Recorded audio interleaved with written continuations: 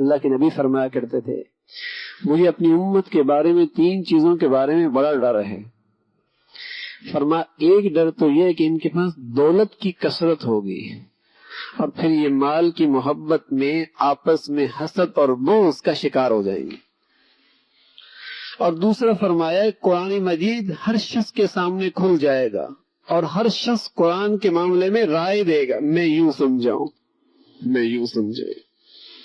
قانون کی کتاب کھول کر کوئی رائے نہیں دیتا، ڈاکٹری کتاب کھول کے کوئی رائے نہیں دیتا، لیکن یہ اللہ کا کلام ایسا ہے کہ ہر شخص اس میں اپنی رائے دیتا ہے.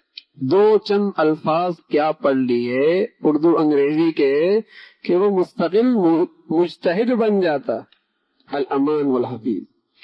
اور بس اوقات نیٹ اس کا استاد بنتا ہے، یہ اس کا شاگرد بنتا ہے، 1-2 حدیثیں دیکھ کر مسائل میں رائے دیتا ہے.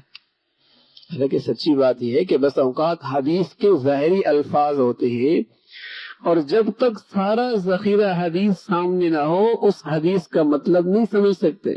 مثلا ایک حدیث ہے، بخاری کی روایت ہے، من ترک الصلاۃ متعمدا فقد کفر. ظاہری مطلب تو اس کا یہ ہے جو آدمی جان بوجھ کے نماز چھوڑ دے وہ کافر ہو گئے. تو اس سے تو پھر 1% لوگوں کا نکاح ہے، باقی سب کے نکاح ٹوٹ گئے.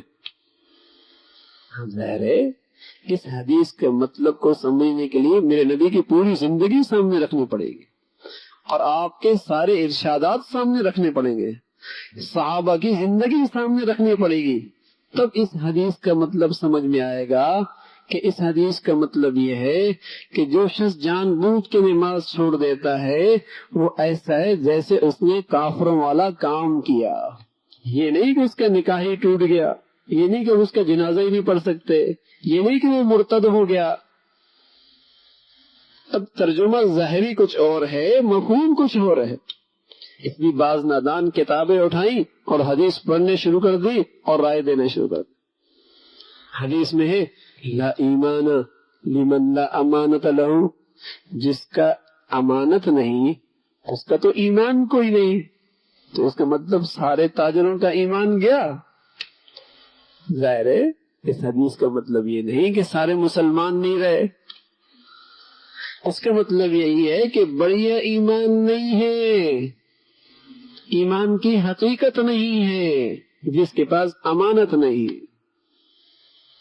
میرے عزیزو، بس اوقات ایک حدیث کو، ایک آیت کو سمجھنے کے لیے پورے احادیث کے ذخیرے پہ نظر ہونی چاہیے.